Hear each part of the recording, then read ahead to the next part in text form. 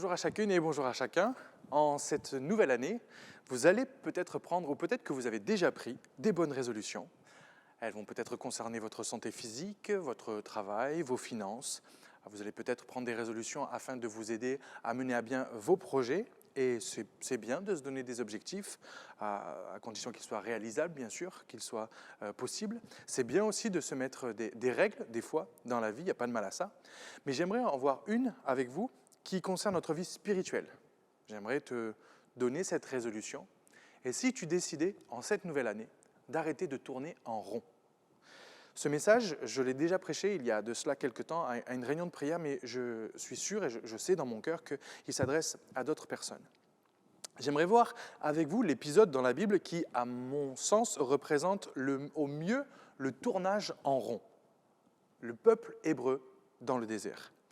Dans le livre de la Genèse, on se souvient que Joseph a été puissamment utilisé par Dieu pour sauver sa famille, sauver ses frères, mais également tout le peuple égyptien de la famine. Après cela, dans le livre de l'Exode, on lit au chapitre 1er, verset 7, « Les enfants d'Israël furent féconds et multiplièrent. Ils s'accrurent et devinrent de plus en plus puissants, et le pays en fut rempli. Il s'éleva sur l'Égypte un nouveau roi qui n'avait point connu Joseph. Il dit à son peuple, « Voilà les enfants d'Israël qui forment un peuple plus nombreux et plus puissant que nous. » Alors que les Hébreux avaient été une source de bénédiction auparavant, qu'ils avaient été aimés de Dieu, mais aussi appréciés des hommes, qu'ils avaient été sous la faveur des autorités de l'époque, voilà que le vent va commencer à tourner, et à tourner même violemment contre eux. Les Égyptiens vont commencer à se servir des Hébreux, littéralement comme leurs esclaves, pour construire leur ville et faire toutes les tâches qu'ils ne voulaient pas faire. Et ils vont le faire malheureusement en les oppressant et en les maltraitant.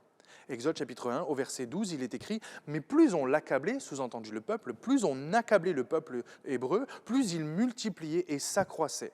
Et l'on prit en aversion les enfants d'Israël. » À ce moment-là, un homme va se lever, Moïse. Nous connaissons son histoire, même si par la grâce de Dieu et par l'ingéniosité de sa mère, il va bien naître et se retrouver à être élevé par la fille de Pharaon. Il va un jour se lever et tenter par ses propres forces d'imposer la justice pour pouvoir sauver ses frères, pour pouvoir sauver le peuple hébreu. Malheureusement, comme à chaque fois qu'on essaye de prendre les choses en main, qu'on retire les choses des mains de Dieu et qu'on essaye de les faire à notre façon, on finit souvent par faire plus de mal qu'autre chose. Et dans cette situation, Moïse va effectivement se retrouver, il va devenir non seulement un meurtrier, mais il va en plus se retrouver comme un meurtrier en cavale dans le désert. Un peu plus tard, dans le désert, alors qu'il se trouve à œuvrer, à travailler comme un berger pour son beau-père Jéthro, Dieu va venir à sa rencontre. Dieu va susciter Moïse pour devenir un grand leader, pour devenir un chef à la réputation qui va dépasser les frontières, les océans et même les âges, puisqu'on en parle encore aujourd'hui. Exode chapitre 2, verset 23 nous dit « Longtemps après, le roi d'Égypte mourut, et les enfants d'Israël gémissaient encore sous la servitude et poussaient des cris. Ces cris que leur arrachait la servitude montèrent jusqu'à Dieu. Dieu entendit leurs gémissements et se souvint de son alliance avec Abraham, Isaac et Jacob. Dieu regarda les enfants d'Israël et il en eut compassion. » La raison pour laquelle Moïse est devenu un tel instrument de gloire et de puissance de Dieu, c'est parce que Dieu voulait sauver et délivrer son peuple.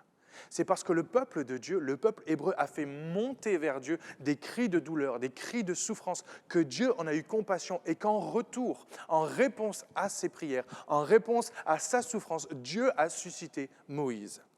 Si Dieu nous choisit pour une œuvre quelconque, ce n'est pas pour nous.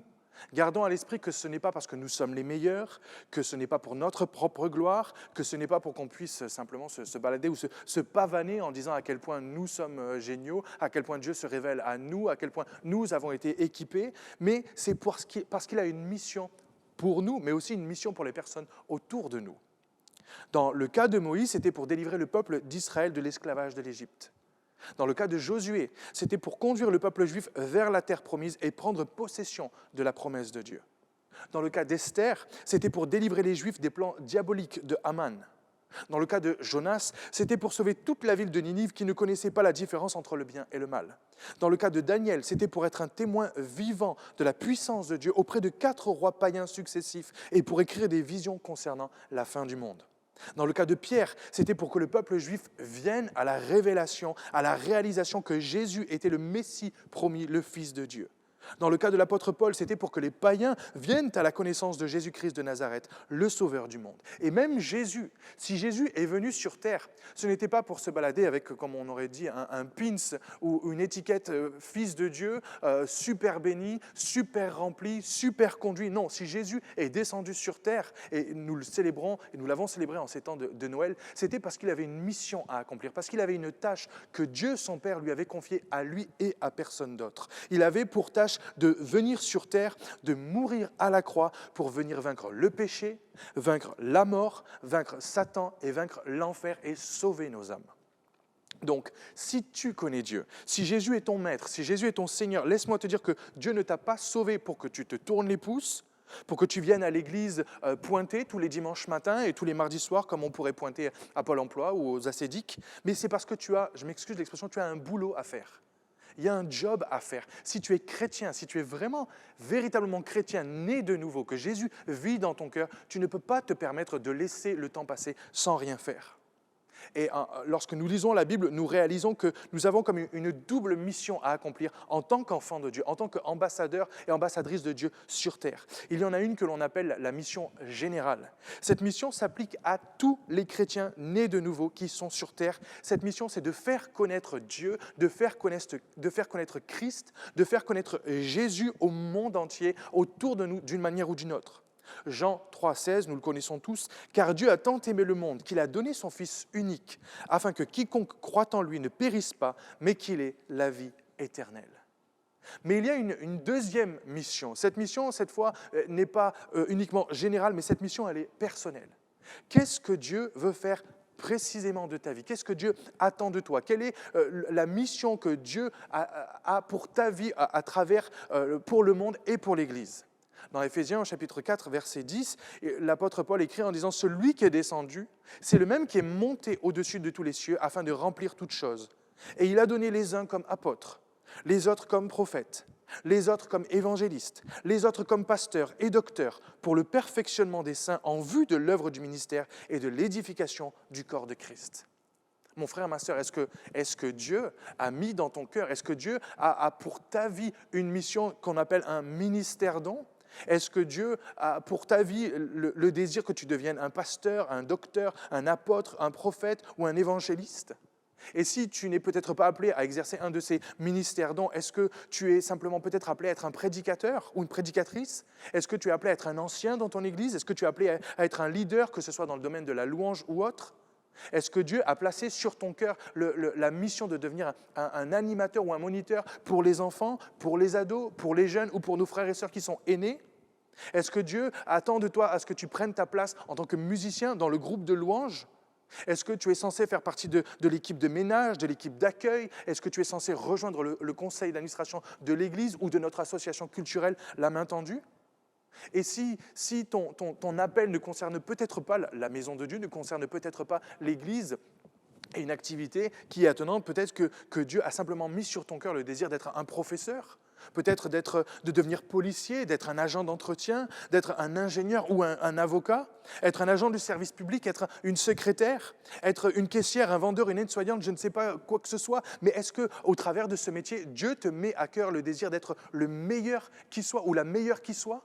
Est-ce que, comme Daniel, Daniel a été le premier ministre du royaume dans lequel il s'est trouvé, à tel point qu'il a servi sous 4 rois différents successifs? Il nous est dit qu'il y avait en Daniel un esprit d'excellence. Est-ce que tu accomplis ton emploi? Est-ce que tu vas au travail avec ce désir également d'excellence? De façon à ce que lorsque tu accompliras simplement les tâches qui sont attenantes à ton travail, ce que l'on attend de toi, il y ait quelque chose de plus. Ou est-ce qu'au contraire, tu es un petit peu paresseux, tu es un petit peu oisif au travail et tu attends simplement que les choses se passent? Si Dieu t'a sauvé, ce n'est pas ultimement que pour toi, mais c'est pour quelque chose de précis, afin que peut-être une ou plusieurs personnes puissent bénéficier de ton expérience, puissent être au bénéfice de ton œuvre. Et si tu étais tenté de dire « Oh, moi, je ne sais pas ce à quoi Dieu m'appelle, je lui ai demandé, mais il ne me l'a pas encore dit, je ne connais pas son plan pour ma vie personnelle. » Alors si tu ne connais pas encore ta mission personnelle, laisse-moi t'encourager en attendant de te concentrer sur la mission générale. En attendant peut-être de savoir ce que Dieu attend précisément de ta vie, alors contente-toi d'accomplir la mission qui est commune à tous les chrétiens. Parler de Dieu, parler de Jésus autour de toi. Mais j'aimerais revenir sur le thème de ma prédication, comment arrêter de tourner en rond, alors que le peuple hébreu se lance vers la terre promise, que Moïse a été utilisé pour pouvoir les délivrer de l'esclavage, les libérer du joug de l'esclavage. Il nous est dit que les Égyptiens vont se lancer à leur poursuite. Arrivé face à la mer Rouge, Dieu va intervenir de façon extraordinaire et à ce jour inégalée. Il va ouvrir littéralement la mer Rouge en deux, de façon à pouvoir leur permettre de la traverser à pied sec. Et c'est une fois traversée que les Hébreux vont réaliser qu'ils ne peuvent plus revenir en arrière. Pourquoi ? Parce que Dieu a non seulement ouvert la mer Rouge, leur a permis d'avancer. Il nous est dit que les Égyptiens ont tenté de les poursuivre, mais Dieu à ce moment-là a refermé la mer Rouge.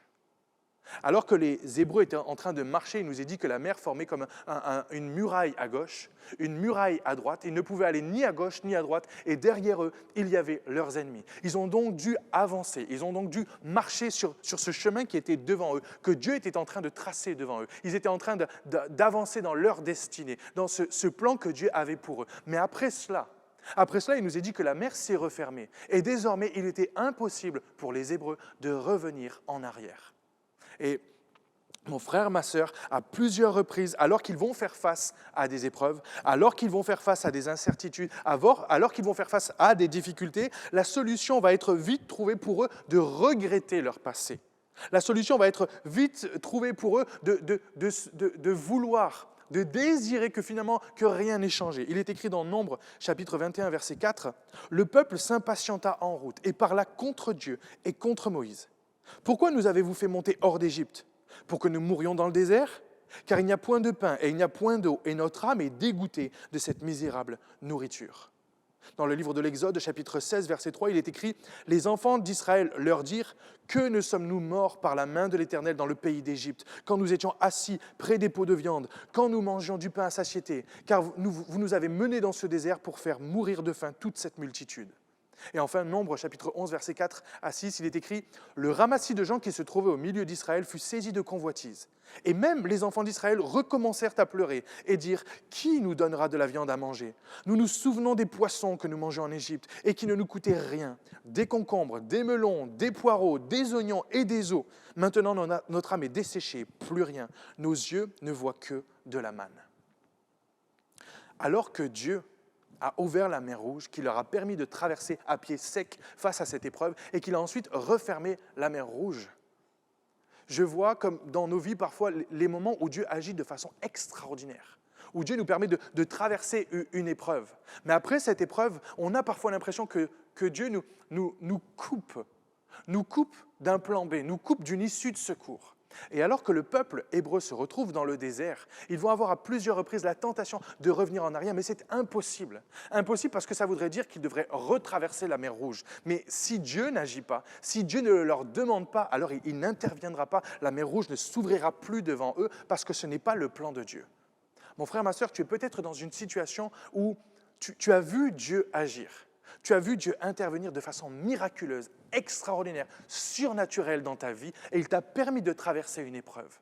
Mais tu as l'impression que désormais tu es face à une impossibilité, tu es peut-être comme le peuple hébreu, tu as l'impression d'être face à un désert, tu as l'impression que Dieu te conduit dans un endroit sec, et tu as la tentation de vouloir retourner en arrière, tu as la tentation de vouloir peut-être prendre une issue de secours, tu as la tentation de prendre peut-être le plan B, le plan C, le plan D.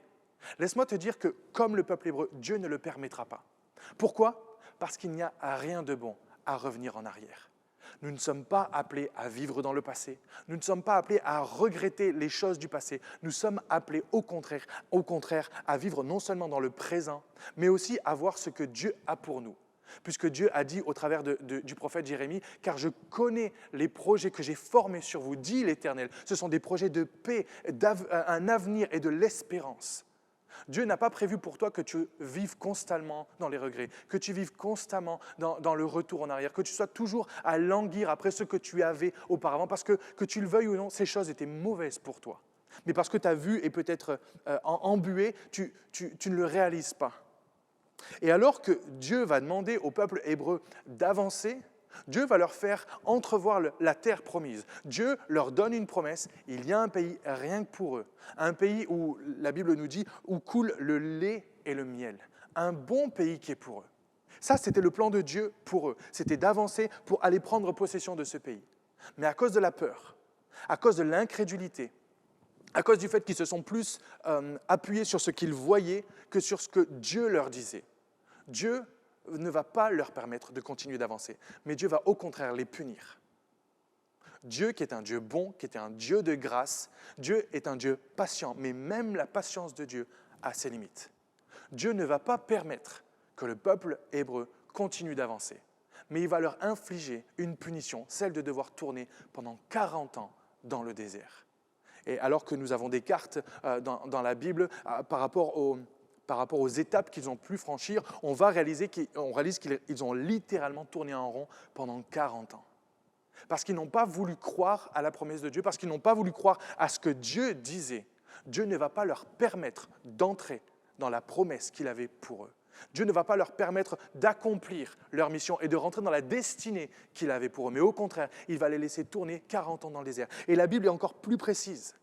La Bible nous dit que Dieu ne voulait pas que cette génération qui avait vu Dieu ouvrir la mer Rouge, cette génération qui avait vu Dieu infliger les 10 plaies d'Égypte, cette génération qui a été nourrie dans le désert de manière surnaturelle, jour après jour, par la manne, ce pain tombé du ciel, cette génération qui a mis Dieu à l'épreuve, cette génération qui a tenté Dieu, Dieu n'a pas voulu qu'un seul membre de cette génération ne puisse accéder à la terre promise. Et il va les laisser mourir. Et il est écrit dans la parole que leurs corps sont tombés les uns après les autres dans le désert, jusqu'à ce qu'une nouvelle génération puisse grandir, une nouvelle génération qui n'avait pas tenté Dieu, une nouvelle génération qui n'avait pas désobéi à Dieu malgré ce qu'ils auraient pu voir. Cette génération a pu rentrer dans la terre promise.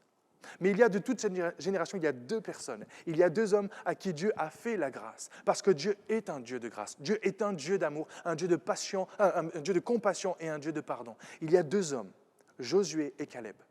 Pourquoi ? Parce que de toute la génération et des 12 espions qui ont été envoyés vers le pays promis, vers Canaan, il n'y a que Josué et Caleb qui ont décidé de croire en la parole de Dieu au-dessus de tout. Et grâce à cela, Dieu leur a permis de pouvoir vivre longtemps. Et il nous est dit que même à l'âge de 80 ans, ils avaient la vigueur des jeunes hommes qu'ils étaient lorsque Dieu les avait envoyés comme espions dans la terre promise. Mon frère, ma sœur, si tu cherches un moyen de ne pas vieillir, laisse-moi te dire que laisse tomber les crèmes de jour, laisse tomber les crèmes de nuit, laisse tomber les masques au concombre, à la boue ou quoi que ce soit. Si tu veux rester jeune dans ton cœur, prends les promesses de Dieu et applique-les sur ton cœur jour après jour. Et ça, il n'y a aucun problème, il n'y a pas d'overdose. Prends-les en cataplasme, prends-les en masque, prends-les en gélule, prends-les matin, midi et soir. Il n'y a aucun problème. Prends les promesses que Dieu t'a faites. Les promesses qu'il t'a données à toi personnellement, que ce soit au travers d'un rêve, d'un songe, d'une vision, au travers de la parole de quelqu'un, au travers de sa parole, au travers d'un moment de prière, prends ces promesses et applique-les sur ton cœur. Et cela te donnera la force, cela te donnera le courage de rester jeune dans ton cœur pour pouvoir les voir s'accomplir.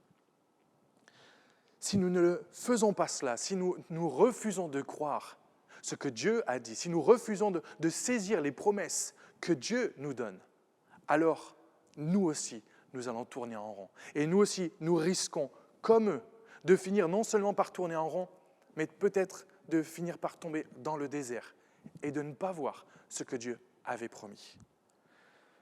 La solution pour arrêter de tourner en rond, c'est aller de l'avant. Alors que j'étais un jeune converti, un jour dans un moment de prière, j'ai senti le Saint-Esprit me demander d'aller voir quelqu'un qui était proche de moi et de lui demander pardon. Lui demander pardon parce que je n'avais pas été, avant ma conversion, je n'avais pas été quelqu'un de très gentil, je n'avais pas été quelqu'un de très sympathique. Et le Saint-Esprit m'a vraiment mis à cœur d'aller demander pardon à cette personne. Et je me souviens très clairement, dans ma tête et dans ma chambre, avoir dit non. J'ai refusé, tout simplement. Et à ce moment-là, j'ai senti comme le Saint-Esprit comme dire ok, pas de problème, j'insiste pas. À partir de ce moment-là, j'ai continué à aller à l'église, j'ai continué à lire ma Bible, j'ai continué à chanter, j'ai continué à être chrétien, mais il y a eu dans mon cœur une sécheresse qui a commencé à s'installer. Et cette sécheresse a duré pendant plusieurs mois. À tel point que même si j'étais jeune converti, que j'étais censé être être plein du zèle que donne l'Évangile lorsqu'on est jeune chrétien. Il y a un moment où je me suis retrouvé face à moi-même. Je me rappelle encore, j'étais dans la voiture, je revenais de la fac et j'ai fait cette demande à Dieu. Je dis, mais Seigneur, pourquoi est-ce que je me sens aussi sec ? Qu'est-ce qui fait que je sens que je n'ai plus cet engouement, j'ai plus ce zèle que j'avais au début? Et à ce moment-là, le Saint-Esprit m'a simplement rappelé la simple demande qu'il m'avait fait quelques mois auparavant. André, je t'ai demandé de demander pardon à cette personne. Et à ce moment-là, ça m'est revenu. J'ai dit, c'est vrai Seigneur, tu m'as demandé de le faire, alors je vais le faire. Ça n'a pas été facile, ça m'a coûté, ça a été un petit peu douloureux. Mais lorsque je l'ai fait, merci Seigneur, cette personne m'a pardonné. Et à ce moment-là, c'est comme si à nouveau les fleuves d'eau vive étaient venus comme arroser, comme irriguer ce désert qui avait pris place dans mon cœur. Et à ce moment-là, j'ai eu véritablement l'impression que mon tour en rond dans le désert était terminé et que je pouvais continuer à aller de l'avant. Mon frère, ma sœur, si tu veux arrêter de tourner en rond dans ta vie spirituelle, va de l'avant. Va de l'avant dans ce que Dieu t'a dit. Et si tu te demandes, oui, d'accord, je veux bien aller de l'avant, mais qu'est-ce que ça veut dire? Laisse-moi te donner peut-être quelques pistes. Comment aller de l'avant avec Dieu? Quelle est la dernière chose que Dieu t'a dite? Est-ce que tu l'as acceptée? Quelle est la dernière chose que Dieu t'a demandé? Est-ce que tu l'as fait? Quel est le dernier conseil que Dieu t'a donné? Est-ce que tu l'as suivi? Quel est le dernier avertissement que Dieu t'a communiqué? Est-ce que tu l'as respecté? Comment arrêter de tourner en rond?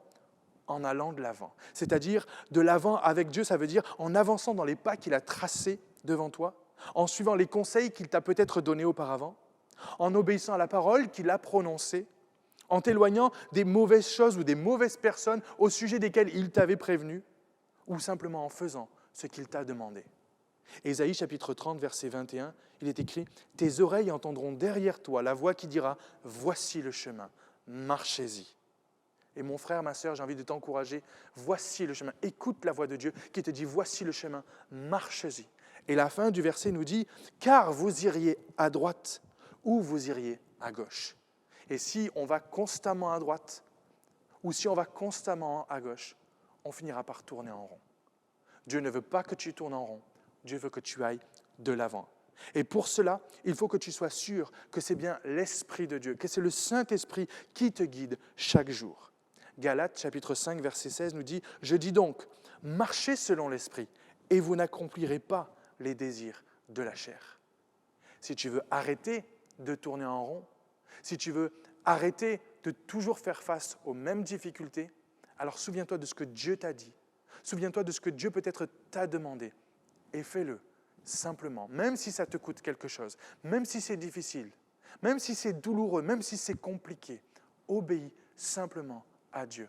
Et alors tu verras que la voie devant toi va s'ouvrir, que le chemin que Dieu a tracé pour toi va comme se révéler, que les nuages vont partir, que les ténèbres vont se lever et que tu vas voir le chemin que Dieu a tracé devant toi. Et que, guidé par le Saint-Esprit, il sera possible et il sera plus facile de t'y engager.